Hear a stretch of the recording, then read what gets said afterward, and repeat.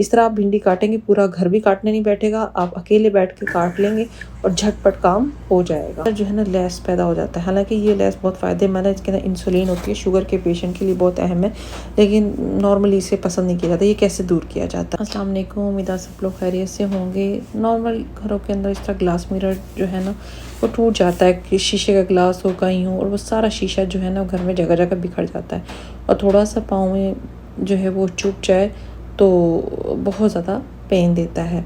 आखिर इस शीशे को समेटा कैसे जाएगा, ये तरीका जो है ना हम देखते हैं इस वीडियो में। ख़ास तौर पर जब ये शीशा जो है ना पक्के फर्श पर गिरता है ना, बहुत बिखर जाता है।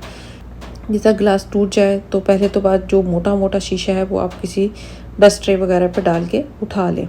अब रह जाता है वो एक छोटा छोटा सा बारीक सा शीशा होता है जो नज़र नहीं आता। उसके लिए आप जो है कोई डबल रोटी का जो है ना ऊपर वाला हिस्सा, कोई भी डबल रोटी का एक पीस ले जो भी घर में पड़ा हुआ है, उसको फर्श पर प्रेस करेंगे। उसके अंदर जो नमी होती है ना, वो नमी जो है वो शीशे को अपने अंदर जो है अब जज्ब कर लेगी, और सारा बारीक शीशा जो है उसके ऊपर चिपक जाएगा। तो इस तरह आपका जो शीशा जो है बिखरा हुआ सिमट जाएगा। अब दूसरा हम आते हैं, आजकल गर्मी का सीज़न है तो ये भिंडियाँ जो है मार्केट में बहुत आ रही हैं, लेकिन कई लोगों के साथ मसाइल होते हैं कि जब भिंडी को काटने लगते हैं या अरवी को काटने लगते हैं तो उनके हाथों पर जो है ना वो आ जाता है, ख़ारिश शुरू हो जाती है। उसके लिए क्या है कि अपने हाथों को चिकना कर लें ऑयल से, किसी भी चीज़ से, पेट्रोलियम जेली से, और फिर उसके बाद काटें तो जो है वो आपका हाथों में जो है ना रैशेज़ नहीं करेगा। अब भिंडी को झटपट कैसे काटना है, इस तरह भिंडी को जो है ना साथ रखें, ऊपर की कैप का लेवल बराबर रखें, 2-3 भिंडियाँ इकट्ठी कर लें, कैप को जो है ना लेवल बराबर कर रहे हैं, और इसको इस तरह इकट्ठा रख के काटेंगे ना, बहुत जल्दी भिंडी कटी जाएगी। बाकी रह के एंड्स, जिसकी जो बारी आती जाए एंड्स काटें और रख दें। इस तरह आप भिंडी काटेंगे, पूरा घर भी काटने नहीं बैठेगा, आप अकेले बैठ के काट लेंगे और झटपट काम हो जाएगा।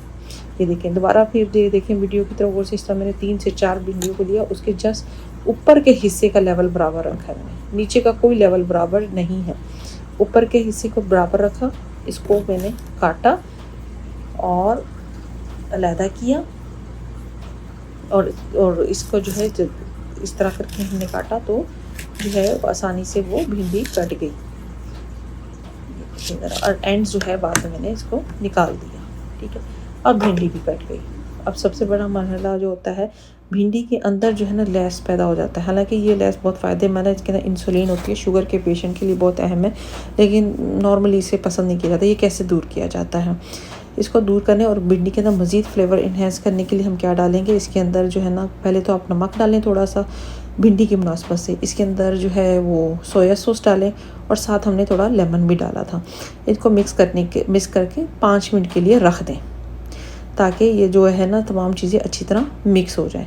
उसके बाद ऑयल को जो है ना अपने पैन में गरम करना, थोड़ा ऑयल डालना है, और उसको जो है ना थोड़ा सा जो है ना फ्राई कर लेना, बहुत ज़्यादा फ्राई नहीं करना, ये भिंडी का कलर सब्ज़ ही रहे, ताकि काला नहीं करना, कोई फ़ायदा नहीं है काला करने के, उसका कोई टेस्ट नहीं होगा, कोई फ़ायदा नहीं होगा। उसके बाद झर में डाल दिया, उसके झर में डालने से क्या होगा कि वो जो है ना उसका सारा जो है ना वो ऑयल जो है ना वो निथर जाएगा, और भिंडी जो है वो आपकी ऑयली भी नहीं रहेगी।